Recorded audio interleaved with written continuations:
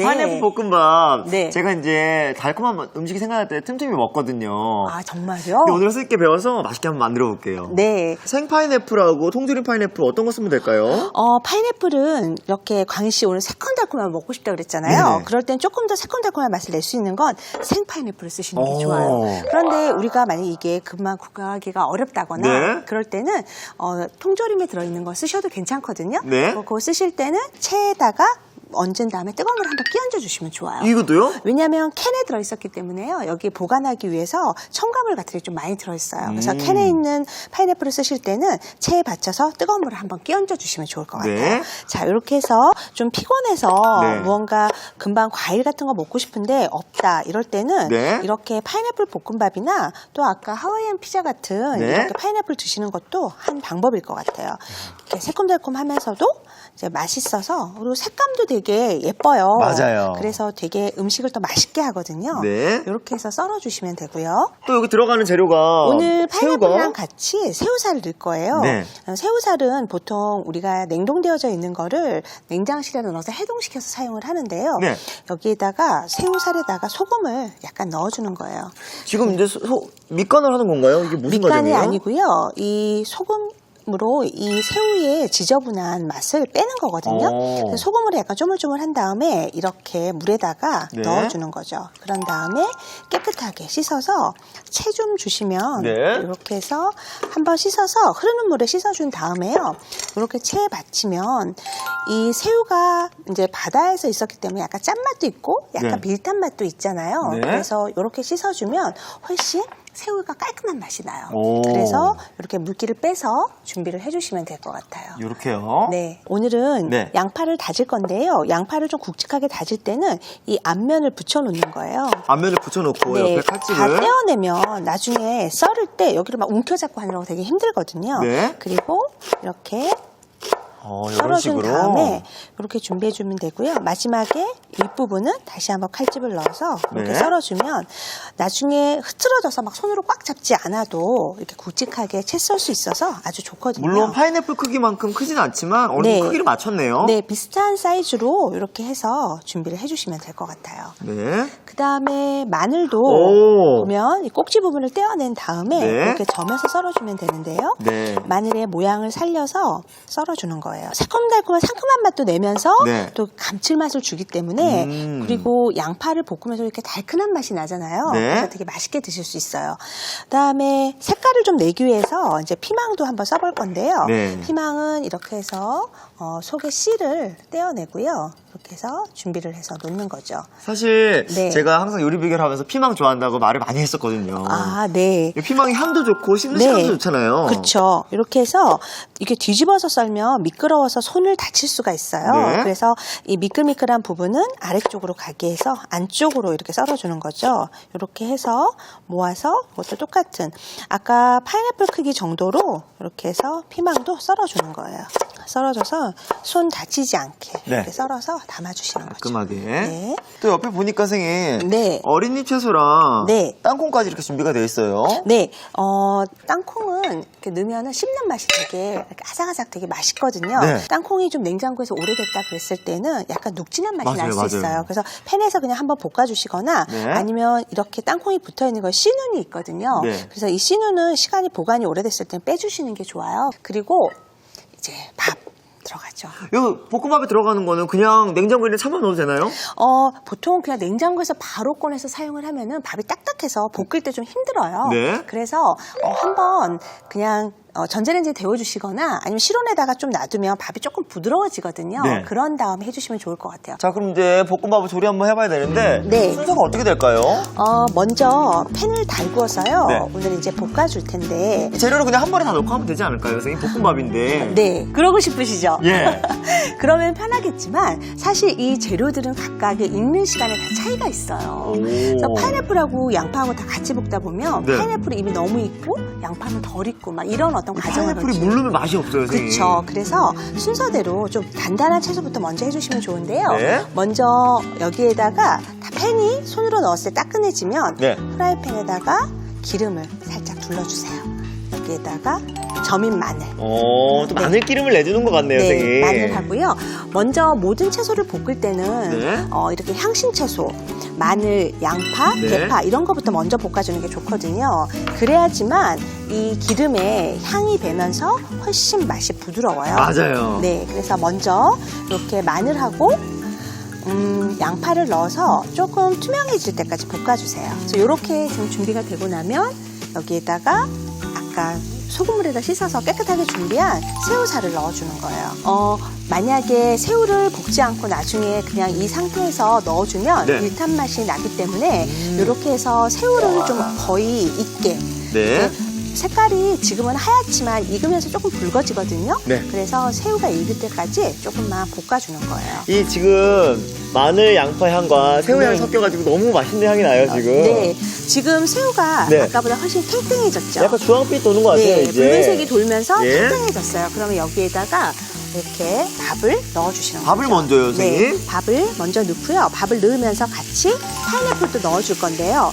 요 밥이 약간 덩어리지기 때문에 예. 밥이 어느 정도 아까 우리가 지금 양파하고 마늘하고 새우 볶았잖아요. 여기에 넣어서 섞여질 정도로 가볍게 섞여져서 잘 섞이고 나면 이때 파인애플을 넣어주시는 거예요. 이때요? 네, 이렇게 해서 네, 넣어볼까요? 네 넣어주세요. 향긋하네요, 선생님. 네, 자, 이렇게 해서 이렇게 누르면서 하지 마시고요. 예. 밥알이 이렇게 잘 떨어질 수 있도록 이렇게 칼로 자르듯이 섞어주시는 거예요. 오. 그러면 훨씬 보슬보슬하게. 볶음밥이 보슬보슬하게 되면서 맛있거든요. 네. 그리고 밥알도 으깨어지지 않아서 좋아요. 토마토도 으스러지지 않고, 네. 새우도 부서지지 않고요. 파인애플도 그대로 있으면서 잘 맛은 어우러지거든요. 그리고 우리가 식은 밥을 했기 때문에 네. 밥이 금방 햇밥보다는 뭉쳐져서 있긴 하지만 이렇게 열에 의해서 밥알들이 잘 으깨어지거든요. 네. 그래서 이렇게 잘 섞어서 이렇게 준비를 해주는 거죠.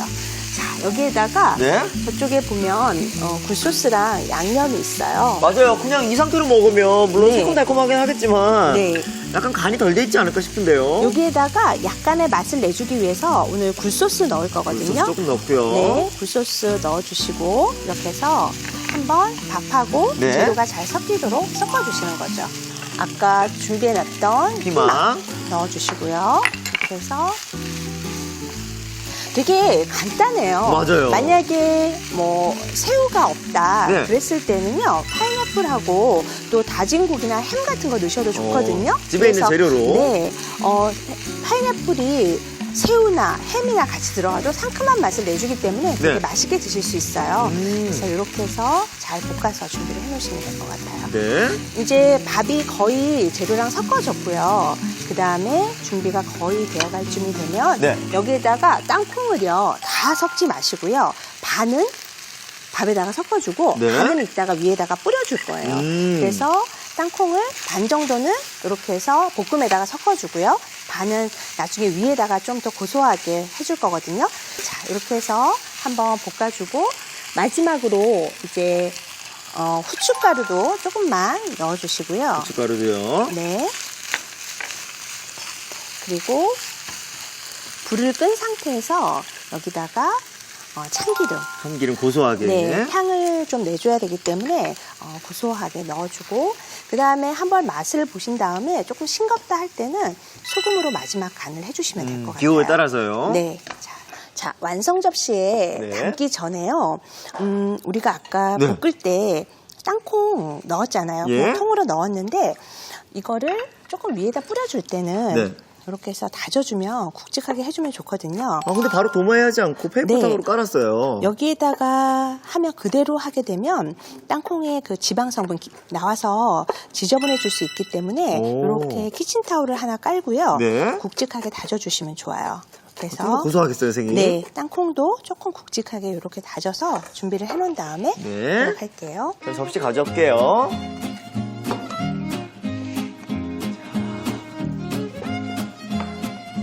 밥이 네. 고슬고슬 나달나달 이렇게 잘 퍼졌고요. 네. 윤기도 나요, 선생님. 네, 이렇게 해서 참기름 마지막에 넣어주면 향도 살아있고요. 네. 그리고 고소한 맛도 나기 때문에 좋거든요. 이렇게 해서 무엇보다 네. 우리 조카가 굉장히 이거 좋아하거든요. 네. 어린 친구들이 정말 잘 먹어요. 제 아들도 예. 이 볶음밥 되게 좋아하는데요. 네. 새우하고 파인애플 이렇게 넣어주면 네. 되게 아주 맛있어서 좋아해요. 그래서 밥 투정하는 친구들도 먹겠어요. 네. 그리고 여기에다가 뭐 위에다가 땅콩 뿌려주면서 거물기를 조금 뿌려주면 네. 색감도 되게 예쁘거든요. 네. 그래서 아이들도 또 남편이나 또 부모님들도 되게 부드러워서 맛있게 드실 수 있어요. 네. 그래서 집에서 재료 이렇게 준비하셔서 볶으시면 굉장히 맛있게 드실 수 있을 것 같아요. 자, 여기다가 다졌잖아요. 굵직하게. 그것도 땅콩도 한번 고소하게 여기다 뿌려주는 거예요. 자, 그리고 네. 어린잎 채소 찬물에 담가서 좀 싱싱하게 준비했다가 이렇게 해서 위에다가 이렇게 얹어주면 아주 맛있는 파인애플 볶음밥이 완성이 되는 거죠. 네.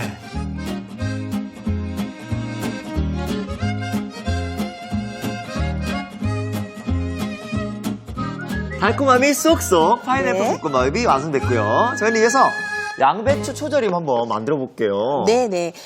양배추 초절임 하면 네.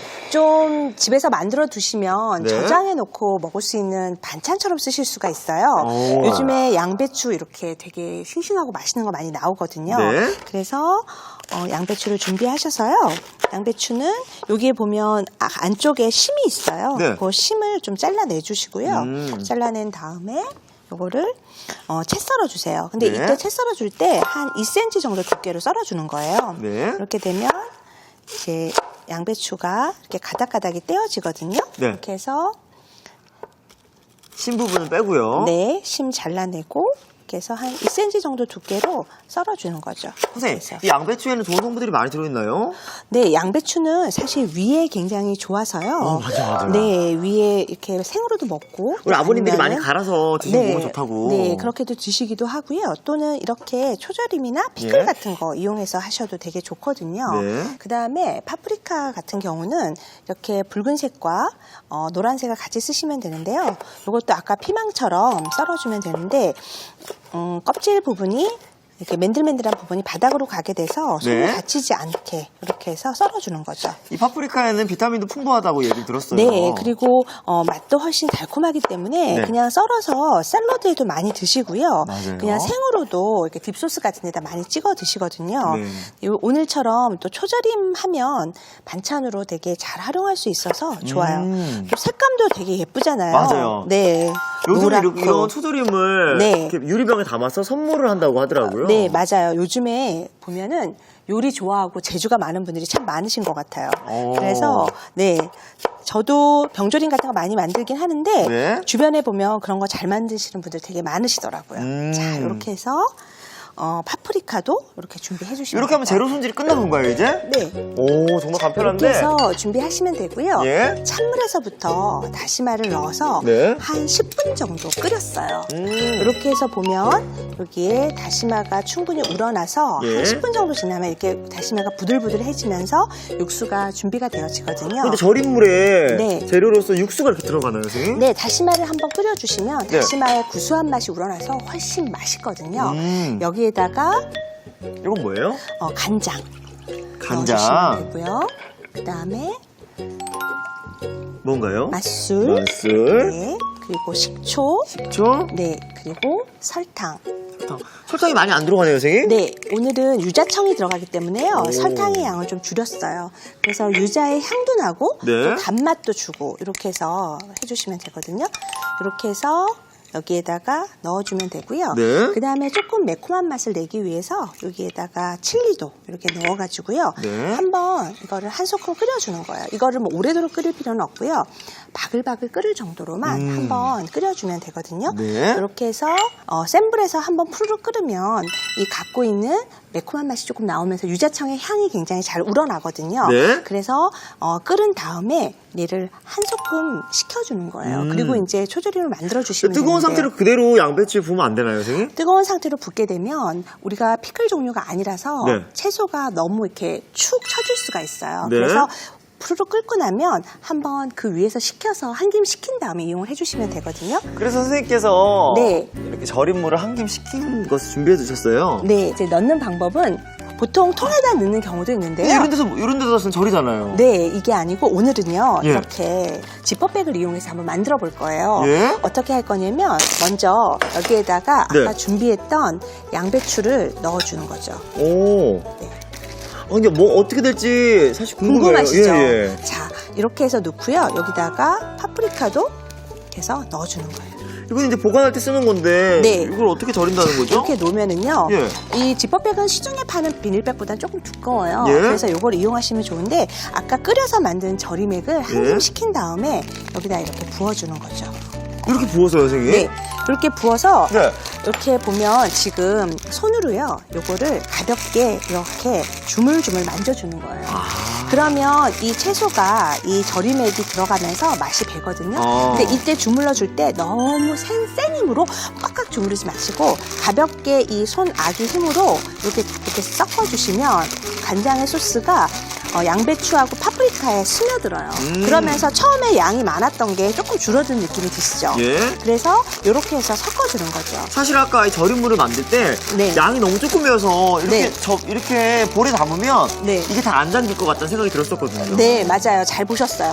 왜냐하면 이렇게 절임액이 적어도 채소에서 또 자기의 수분이 나오기 때문에 네. 손으로 이렇게 섞어주면 아까 양이 되게 많았는데 지금 보면 조금 줄어들었죠. 스며드린 것 같아요, 정말. 네. 그리고 이게 이렇게 해서 냉장고에다 1시간 정도 두면 네. 채소가 갖고 있는 수분이 빠지면서 조금 더 양이 줄어들면서 훨씬 맛이 배거든요. 근데 이거는 네. 보관은 어떻게 하고? 이렇게 해서 비닐째로 해갖고요. 지퍼를 한 다음에 네. 냉장고에다 1시간 정도 차게 해두신 다음에 드시면 되는데 네. 이렇게 보관은 하지 마시고요. 이렇게 해서 병에다가 담아서 놓으시면 오래 두고 드실 수가 있어요. 이거는 1시간 이제 두고 먹으면 바로 먹을 수 있다는 거죠? 자, 이렇게 보면 이렇게 해서 간장 절임에다가 네. 미리 이제 만들어 놓은 건데요.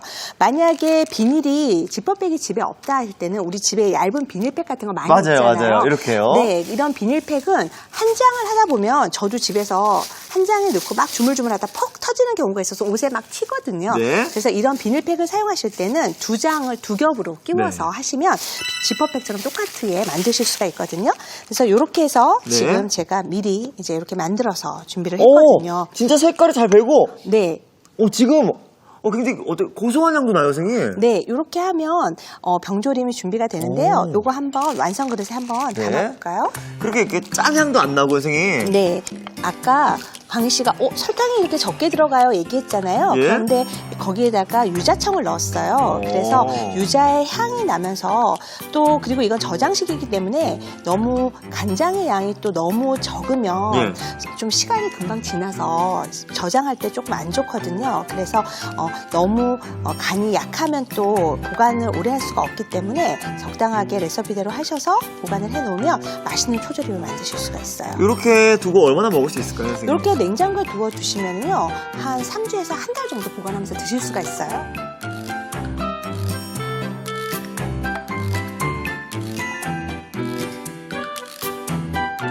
자, 이렇게 사각사각 맛있는 양배추 초절임이 완성됐습니다.